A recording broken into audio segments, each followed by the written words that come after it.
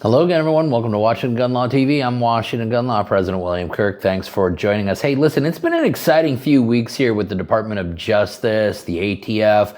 We're seeing the ATF pull back on a bunch of previous positions taken by the previous administration.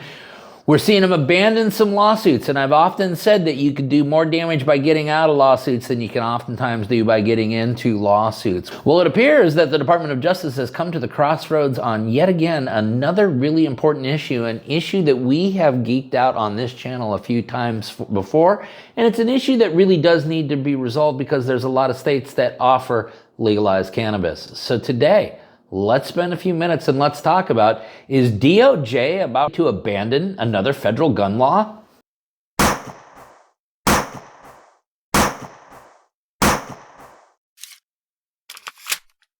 Okay, America, the issue we're going to be talking about today is, should cannabis users be banned in perpetuity from possessing firearms because they like to get high once in a while? Now, I know many of you have strong opinions about it, and you're more than welcome to share them down in the description box below. But what we are talking about is a challenge to 18 United States Code Section 922G3, which is the prohibition against unlawful users of controlled substances from possessing firearms. The case we're talking about today is United States of America v. Baxter. Mr. Baxter was pulled over in Iowa, and law enforcement found both a firearm and marijuana in the car. He was then prosecuted federally under 18 United States Code Section 922G3. At the trial court level, Mr. Baxter moved to dismiss the indictment, saying that the law was unconstitutional. The trial court did not buy it. Mr. Baxter then appealed to the Eighth Circuit Court of Appeals, who found that a facial challenge to 18 United States Code Section 922G3 was virtually impossible, which it probably is. However, his as-applied challenge, as it applied to Mr. Baxter, well, there wasn't enough historical analogs out there to justify the application of the law to him. So now the United States Department of Justice has been sitting on a ticking clock where they must decide, are they going to seek review from the United States Supreme Court, or are they going to let this one slide? Because right now, the ruling states that 18 United States Code Section 922G3 as applied to Mr. Baxter, who is a user of cannabis, has no historical analogs and therefore is unconstitutional in its application. This would have significant and persuasive value to many other challenges ongoing around throughout the country right now. Well, the new Solicitor General, John Sauer, has asked the United States Supreme Court for an extension of time so that the Department of Justice can decide whether or not they even want to seek review of this matter. The motion was filed on April 18th. The Solicitor General said that more time was needed to, quote, assess the legal and practical impact of the Court of Appeals ruling. And that decision by the United States Department of Justice is now due May 4th, which means, America, that on May 5th, we may have the realization that Attorney General Pam Bondi and the ATF has abandoned yet another federal gun law. Because let us also remember that earlier this week, the United States Department of Justice decided that they would not seek an appeal in the matter of Range versus Attorney General of the United States, which means that the Third Circuit's ruling there is the law of the land in the Third Circuit, and that is significant for any person who has a nonviolent felony conviction and has been unable to restore their firearm rights. So that was a significant abandonment of a portion of 18 United States Code Section 922G1. And come May 4th, the United States Department of Justice has an opportunity to abandon portions of 18 United States Code Section 922G3 as it relates to marijuana users.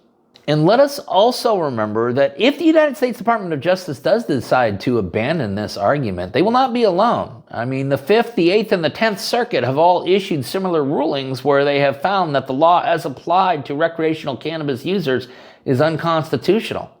And if we just want to geek out on the case law and realize that the only historical tradition that we have as Americans is being able to disarm people that we deem to be dangerous, there really is no straight-faced argument that a person can make that a person who occasionally uses cannabis makes him dangerous at all times. So listen, we're going to have to very carefully watch this case. Once again, the deadline for the Department of Justice to make up their mind is May 4th. The case, once again, is United States of America versus Keyshawn Baxter.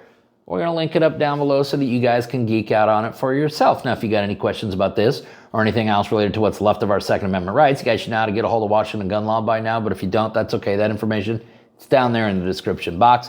If you got an idea for a video we should be doing around here, cool. Just click on that link right there and tell us all about it. If you want to subscribe to the monthly newsletter, the ability to do all of that's down there in the description box. And then finally, and most importantly, America, let's remember that part of being the lawful and responsible gun owner, like we talk about all the time here, is to know what the law is in every situation and how it applies to you in any instance that you may find yourself. Until next time, thanks for watching and stay safe.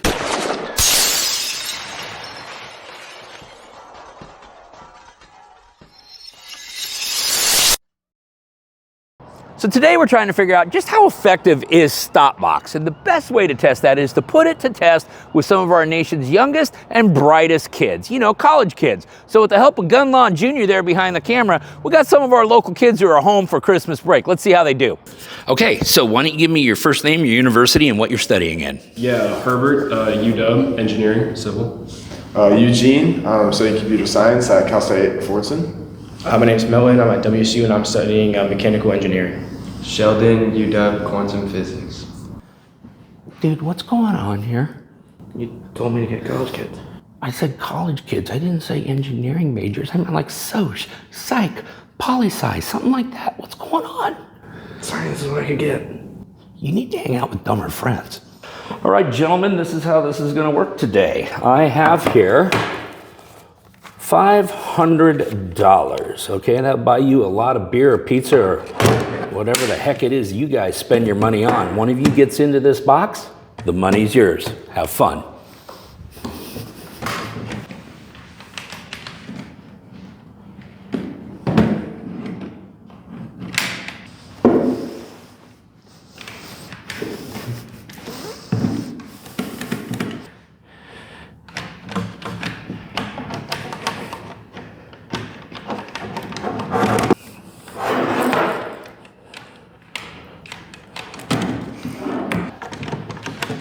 I don't know, man, we give up. You guys are giving up, huh? Yep, sir. Really? Okay, well, looks like I get to keep the money, but thanks for being here, guys. Thank you. Thanks, sir. Thank you, sir. Thank you. Hey, Sheldon, I read that paper you did about variability of measurements in quantum physics. Oh, yeah? So, man. StopBox. Protect your family while protecting your family.